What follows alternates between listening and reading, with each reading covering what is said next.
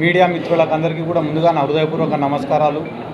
అలాగే ఈ కార్యక్రమంలో పాల్గొనడానికి ఇచ్చేసినటువంటి నియోజకవర్గ సీనియర్ నాయకులకు, మాజీ శాసనసభ్యులకు, లబ్బి వెంకట స్వామి గారికి, యువ నాయకులు చంద్రమౌళి గారికి, అలాగే జెడ్పీటీసీలకు అందరికీ కూడా నా హృదయపూర్వక నమస్కారాలు తెలియజేసుకుంటున్నాను. అలాగే ఈరోజు రాష్ట్రంలో నూతనంగా ప్రభుత్వాన్ని ఏర్పాటు చేయబోతున్నటువంటి కూటమి ప్రభుత్వానికి కూడా యువజన విభాగం తరఫున, వైఎస్ఆర్ కాంగ్రెస్ పార్టీ యువజన విభాగం తరఫున కూడా నేను శుభాకాంక్షలు తెలియజేసుకుంటూ, అదే రకంగా ఈరోజు నందికొట్కూరు నియోజకవర్గంలో దాదాపుగా వైఎస్ఆర్ కాంగ్రెస్ పార్టీకి 80,000 ఓట్లు పడడం జరిగింది.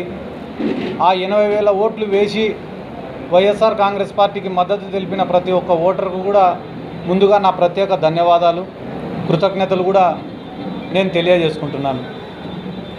ఒక ముఖ్యమైన విషయం నేను ఈరోజు చెప్పదలుచుకునేది ఏమంటే నేను రాజకీయాల్లోకి వచ్చి దాదాపుగా 11 సంవత్సరాలు అయింది. ఈ 11 సంవత్సరాలలో దాదాపుగా ఒక 5 సంవత్సరాలు ఏ పార్టీలో లేకుండా వ్యక్తిగతంగా నేను రాజకీయం చేసిన. ఆ తర్వాత ఒక 6 సంవత్సరాలు వైఎస్ఆర్ కాంగ్రెస్ పార్టీలో ఉండి నేను రాజకీయం చేసిన.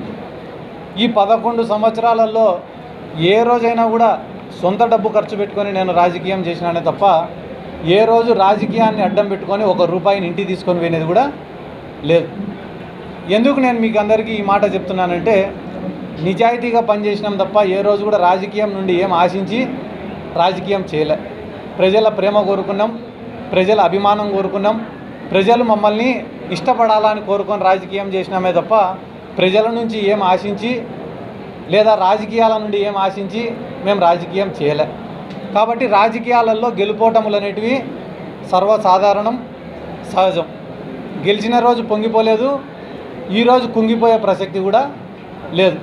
కానీ ఈరోజు నందికొట్కూరు నియోజక ప్రజలందరికీ నేను చెప్పాలనుకునే విషయం ఏమంటే, నాకు ఈరోజు రాష్ట్రంలో ఇంత గుర్తింపు వచ్చిందంటే దానికి కారణం 3. ఒకటి, నందికొట్కూరు నియోజకవర్గ ప్రజలు, ఇక్కడ ఉండేటటువంటి నాయకులు. రెండోది వైఎస్ జగన్మోహన్ రెడ్డి గారు. మూడోది వైఎస్ఆర్ కాంగ్రెస్ పార్టీ.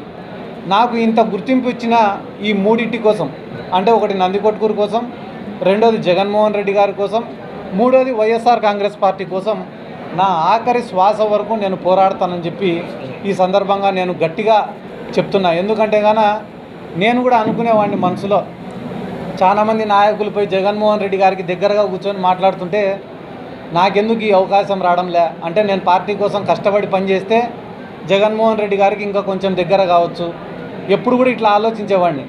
కానీ చాలామంది పార్టీలలో సీనియర్ నాయకులు ఉంటారు, వాళ్ళకే ఎక్కువ ప్రాధాన్యతలు ఉంటాయి, వాళ్ళు చెప్పిన మాటకే ఎక్కువ వాల్యూ ఉంటుంది. కానీ ఇప్పుడు ప్రతిపక్షంలోకి వచ్చినాం కాబట్టి ఇప్పుడు ఈ 5 సంవత్సరాలు నేను కష్టపడతా. అది యువజన విభాగం తరఫున కావచ్చు, పార్టీ కోసం కావచ్చు, పార్టీ సిద్ధాంతాల కోసం కావచ్చు, పార్టీ కార్యకర్తల కోసం కావచ్చు, నా వంతుగా గడిచిన 11 ఏళ్ళు కష్టపడిన దానికన్నా రెట్టింపు కష్టపడతా.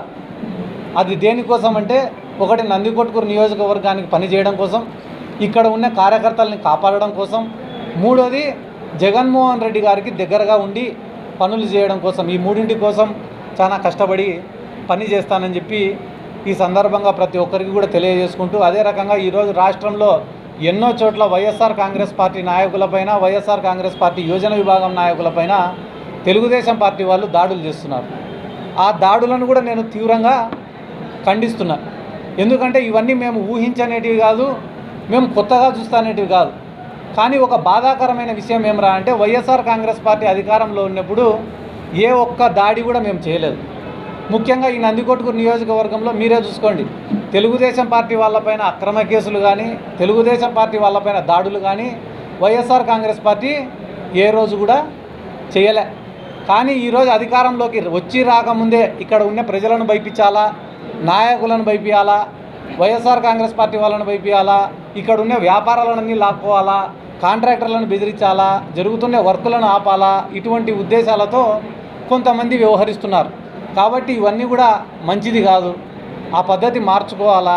ఎందుకంటే ఒకవేళ ఇదే పునరావృతం అవుతుందని అనుకుంటే ప్రజల్లోనే తిరుగుబాటు అనేది ఖచ్చితంగా మొదలవుతుంది. ఆ రోజు వైఎస్ఆర్ కాంగ్రెస్ పార్టీ కార్యాచరణ కూడా చాలా బలంగా ఉంటుంది.